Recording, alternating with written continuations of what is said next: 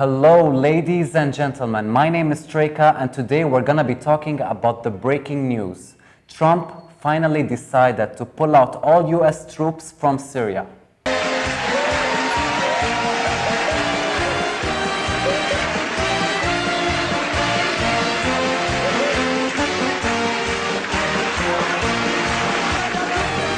I mean, this is the greatest news of the year. Everyone here in Syria was celebrating the fact that America is finally going to leave our country. Because let's be honest, the US were in Syria illegally. They were not officially invited by the Syrian government to help out in the fight against ISIS. They didn't coordinate or communicate with the Syrian government. In fact, it has been exposed that the American government has been funding ISIS and sending them weapons in order to overthrow Syria's secular government. But now it looks like under Trump, the foreign policy has changed to the better. 75% of Syria is now safe, liberated, and under the control of the Syrian government. So please, don't let the mainstream media lie to you. This is a map of the situation in Syria back in December 2016. And this is a map of the situation in Syria now in December 2018. And as you all can see, there is a big, big improvement. It's not just big, it's huge! Huge! It really is. The terrorists here in Syria have obviously lost the war, and it's only a matter of time until the Syrian government gains back control of the whole country. The American troops can now go back to their country and focus on more important issues like securing their border and protecting their country. So please, let the Syrian government and its allies take care of the problems here in Syria. But I'm going to be honest, I as a Syrian didn't expect Trump to really order his troops out of Syria. Although I remember very well that pulling out the US troops from Syria was one of the promises Donald Trump made to his people.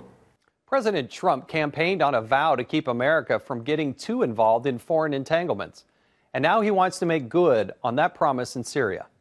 I want to get out. I want to bring our troops back home. I want to start rebuilding our nation.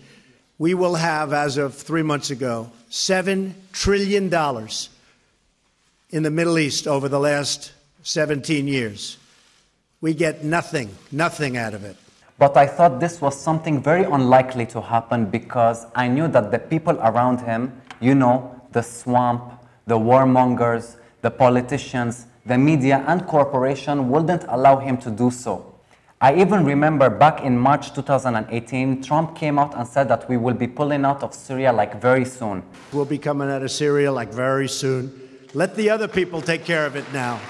And of course, the Democrats, the Republicans, and the media went crazy. Grown-ass men were having their periods over this. They were like this. And then after a couple of days, in order for them to not let America leave Syria, the Islamic jihadist groups in Eastern Ghouta did a chemical attack and blamed the Syrian government in order to pressure Trump to strike Syria and force him to not leave Syria. I'm telling you, politics is a very, very dirty game. And to them, war is a very profitable business. Don't think they care about us, the people. They only care about their pockets. And now the same thing is happening all over again. You have all these warmongers coming out on TV and criticizing Trump's decision. Now, we're dramatically less safe.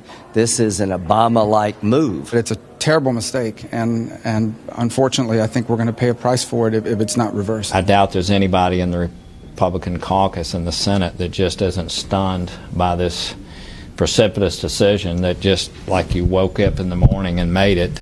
The Pentagon seemed caught off guard. As of this morning, officials in the Pentagon were reportedly scrambling to try to talk the president out of doing this. These people would rather keep their soldiers here in Syria and put their lives in danger than bring them back to their country to celebrate Christmas with their families. I am really surprised by this. This was supposed to be a very good thing. Think about all the money America has spent in the war in Syria. And think about all the money you guys will be saving from withdrawing.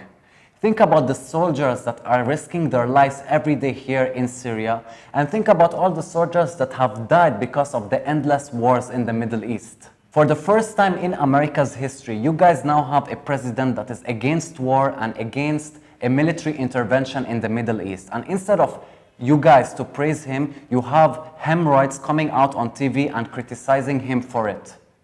I haven't found anybody who agrees with the president that it's time to get out of Syria. This is yet another example of the president's incoherence, and it's clear that he thrives in chaos. It'd be the single worst decision the president could make. Let me quote what senior Western coalition officials told me today when I reached out to them to ask this very question. They described the president's announcement as, quote, catastrophic, quote, a disaster, quote, reckless. This is how they view this announcement. It's funny, they have no problem bringing in thousands of undocumented immigrants from South America, but suddenly they have a problem bringing back their own US troops back to their home. We, the Syrian people, don't want the Americans here because we have seen what America has done to Iraq, Afghanistan, and Libya. I'm not saying that these countries didn't have their own problems, but we both can't deny the fact that after America intervened in those countries, they made the problem way more worse. I mean, for crying out loud, they're selling slaves in Libya. Thank you, Hillary.